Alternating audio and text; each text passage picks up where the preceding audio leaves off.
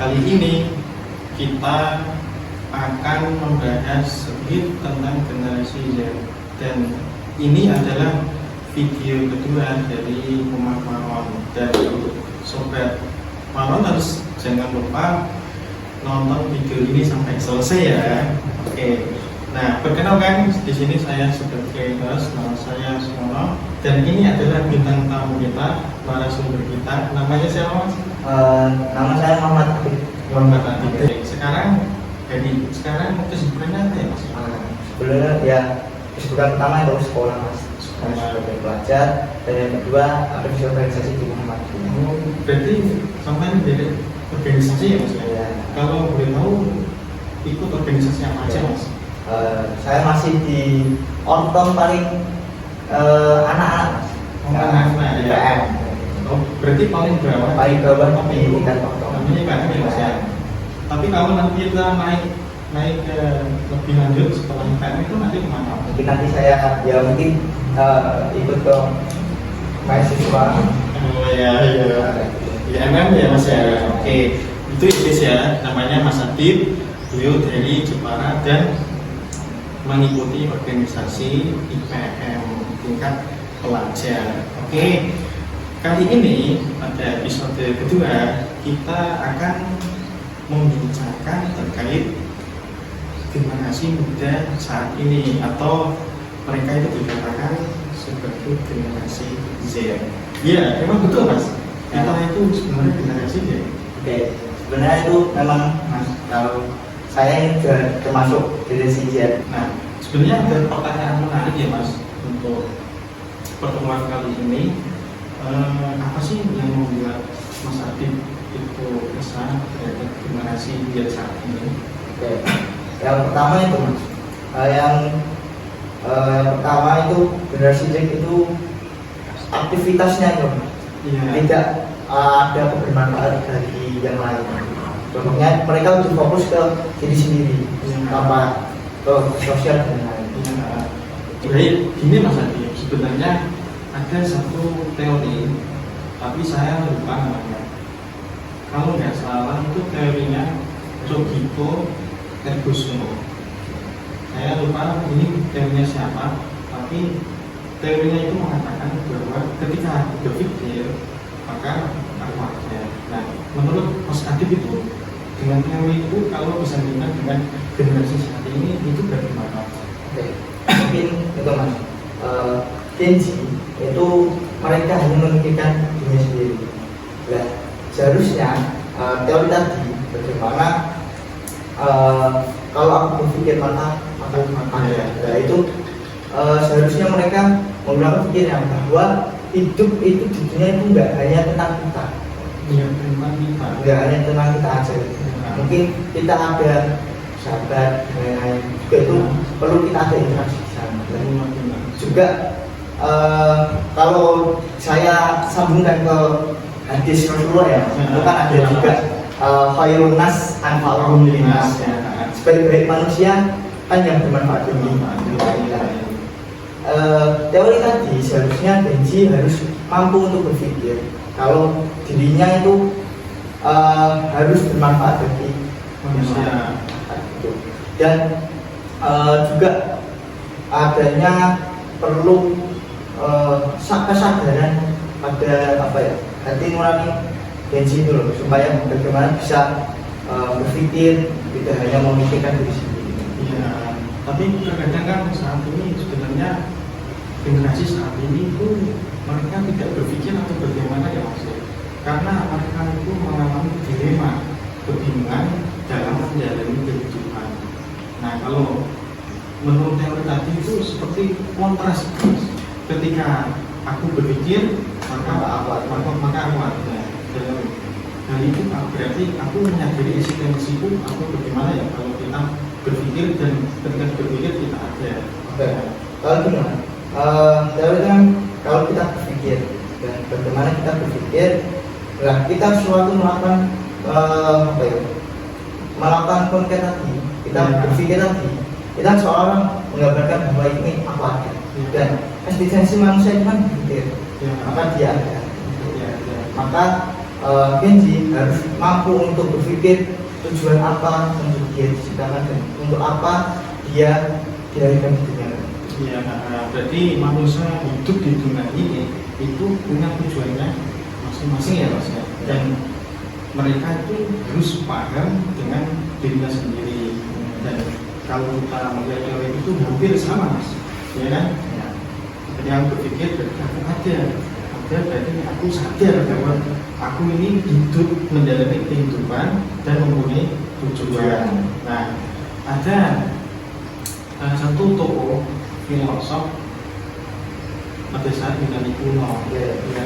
Kamu tahu kan Mas? Tahu. Terkait apa hidup yang tidak diuji itu? Oke. Ya. Itu mungkin kalau nggak salah itu yang namanya Socrates. Oh, namanya Socrates. Itu adalah bagaimana Pak filsafat. Iya, bisa dikatakan. Beliau mempunyai gagasan terkait bahwa hidup yang tidak diuji itu adalah hidup yang tidak layak untuk dijalani. Ujian ini perlu kita harus kita tuntaskan, kita jalani. Ya. Kita dengan jalani dan mungkin kita karena bulan Ramadan mungkin kita bisa jalani dengan aktivitas yang baik. Ya. Contohnya seperti kalau aku kan tadi yang sudah tersinggung di awal bahwa aku adalah anak organisasi, ya mungkin aku juga aktif di beberapa pimpinan, namun masih tetap di ortom yang sama kita. Saya juga di Kudus dan Semarang. Jadi dua-duanya itu organisasi Mas? Ya, di dua kabupaten tadi. Apa nggak sibuk ya sampai? Mungkin itu yang aku juga dilema karena aku bukan organisasi tadi. Karena juga ya karena kita kan organisasi yang profitnya nanti atau kita tujuannya nanti itu untuk kembali ke surga untuk mengumpulkan pahala sebanyak mungkin mastabikul khair. Maka organisasi ini tak syukuri dulu di organisasi kita ini karena nanti orientasinya ke akhirat. Karena akhirat itu adalah bukti nyata hasil dari perbuatan kita. Orang yang bijak itu mampu untuk menahan kekanakan atau hawa nafsu. Untuk apa? Untuk mencari atau untuk mendapatkan suatu kebahagiaan. Berarti konsep bijak itu harus menahan sesuatu yang berlebihan ya, untuk mencapai suatu kebahagiaan. Genji itu kan karena kita itu ya untuk menahan minum dan makan. Genji itu lemas kayak gitu. Iya, lemas lah ya. Kalau di bulan puasa kan enak tiduran, rebahan kayak gitu. Dan itu mungkin kan enaknya lah scroll TikTok kan. Iya, kan nggak ada kegiatan ya. Kayak gitulah. Aktivitas bulan Ramadan ini bulan yang penuh kemuliaan, juga bulan yang makfirah, yang ampunan yang itu kita kan harus diisi dengan kegiatan yang lebih bermanfaat. Berarti solusinya untuk teman-teman di luar sana yang tidak ikut kegiatan organisasi yang dikatakan dirinya itu hanya rebahan di rumah, maka solusinya harus ikut organisasi. Berarti solusi untuk menghindari kegiatan-kegiatan yang tidak perlu, maka kita harus mengikuti organisasi. Itu salah satunya. Mungkin nanti kalau di bulan Ramadan itu ada banyak masjid-masjid ini, ada itikaf di masjid. Mungkin kita kalau kita nggak ada agresi kita bisa lakukan itikaf di akhir Ramadan ini yang diri kita masuk.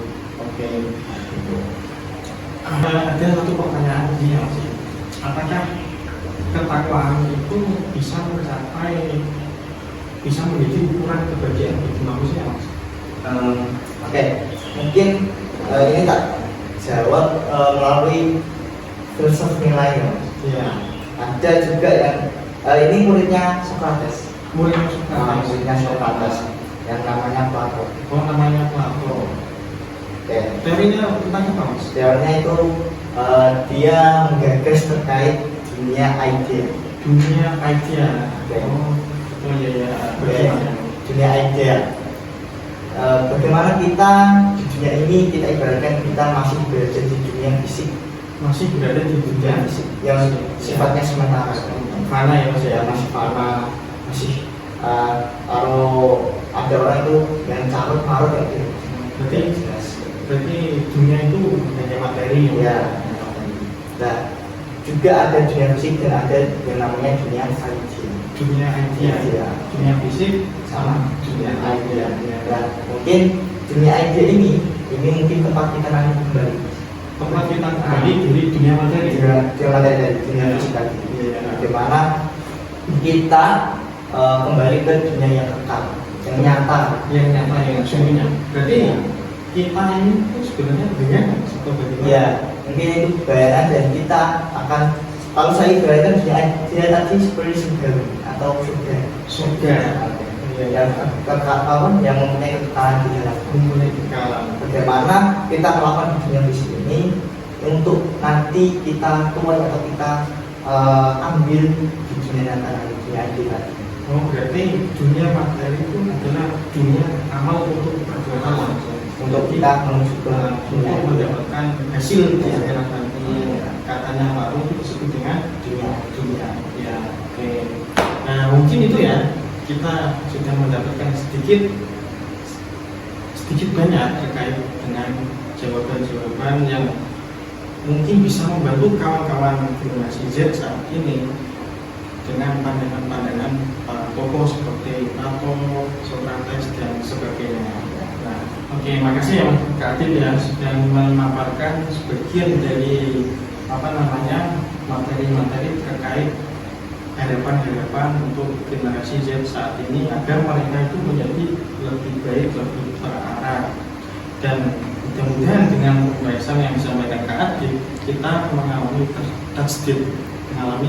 pembaruan yang tentunya akan menjadi lebih baik. Karena ada satu teori dari Heraklitus mengatakan bahwa semuanya pasti akan mengalami perubahan, tidak ada yang berubah kecuali perubahan itu sendiri.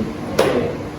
Sebelum kita tutup podcast ini, mungkin dari Adib ingin memberikan closing statement-nya untuk podcast kita hari ini. Itu yang pertama, terus untuk pemerintah hari ini pesan untuk mereka. Oke, mungkin untuk pesan closing statement pada hari ini ya, kita ambil pada surat Al-Asr, wal asri innal insana lafi khusrin illa alladziina aamanu wa 'amilus sholihati wa tawassaw bil haqqi wa tawassaw bis sabr. Yaitu menerangkan bahwa demi masa bahwa manusia itu sungguh dalam kerugian.